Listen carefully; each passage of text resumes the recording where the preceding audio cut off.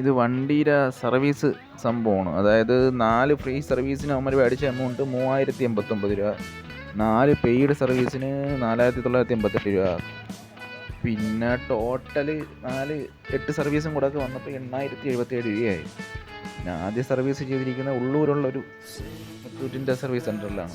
അത് എമൗണ്ട് കൂടുതലായിരുന്നു, സർവീസ് അത്ര പോലെയായിരുന്നു. പിന്നെ കിള്ളിപ്പാലത്താണ് പിന്നെ 7 സർവീസും ചെയ്തത്. അത് അത്യാവശ്യം നല്ല സർവീസായിരുന്നു. പിന്നെ ഇതിൻ്റെ മൈലേജും മൈലേജ് 57 കിട്ടുമായിരുന്നു വണ്ടി എടുത്ത ടൈമിൽ.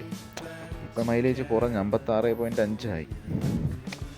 പിന്നെ ഇതിൽ E20 പെട്രോളാണ് പറഞ്ഞിരിക്കുന്നത്, പക്ഷേ അത് അടിക്കാതിരിക്കുന്നതാണ് നല്ലത്. കാരണം ഇവരെ ബുക്കിൽ തന്നെ കൊടുത്തിട്ടുണ്ട്, അവർ റെക്കമെൻഡ് ചെയ്യുന്നില്ലെന്ന്. കാരണം വണ്ടിയിലെ പെർഫോമൻസിനെ ബാധിക്കും. അപ്പം ഞാനും പെട്രോൾ അടിച്ച് നോക്കിയപ്പോൾ എനിക്ക് തോന്നി, കാരണം E20 അടിച്ചിട്ട് ഓടി, അത് കഴിഞ്ഞ് പിന്നീട് സാധാരണ നോർമൽ പെട്രോൾ അടിച്ച്. അപ്പോൾ ഇത് രണ്ടും തമ്മിൽ മൈലേജിൽ നല്ല വ്യത്യാസമുണ്ട്. E20യേക്കാളും ബെറ്റർ മറ്റേ സാധാ പെട്രോളാണ്. പിന്നെ ബ്രേക്ക് പാഡ് അത് 3 പ്രാവശ്യം മാറേണ്ടി വന്നു. പഞ്ചർ 2 പ്രാവശ്യമായി. ഇപ്പോൾ ട്യൂബ് ടയറായി, ബാക്ക് ടയർ. പഞ്ചറിന് ചിലവായത് 250. പിന്നെ മീറ്റർ ബോർഡ് ഒരു മാസം കഴിഞ്ഞില്ല, അതിന് മുമ്പ് തന്നെ അടിച്ചു പോയി, അത് മാറ്റി. പിന്നെ സെൻസറും പരിപാടിയൊക്കെ നല്ല കിടലാണ് കേട്ടോ വണ്ടിയിൽ. പിന്നെ ഇരിക്കാനൊക്കെ അത്യാവശ്യം നല്ല സുഖമാണ്. പിന്നെ വെള്ളത്തിൽ അധികം ഇറക്കിയത് കൊണ്ടാണെന്ന് തോന്നുന്നു, മറ്റേ സെൻസറും കാര്യമൊക്കെ ഇടയ്ക്ക് കംപ്ലൈൻ്റ് ആയിരുന്നു. പിന്നെ ഇടയ്ക്ക് 2 ലിറ്ററിന് വണ്ടി തീർത്തിട്ടേ നമ്മൾ ഈ മൈലേജും കാര്യമൊക്കെ ഒന്ന് ചെക്ക് ചെയ്ത് നോക്കി. 2 ലിറ്റർ അടിച്ചപ്പോഴത്തേക്കും 166 കിലോമീറ്ററാണ് പോയത്, അത് നോക്കിയായിരുന്നു.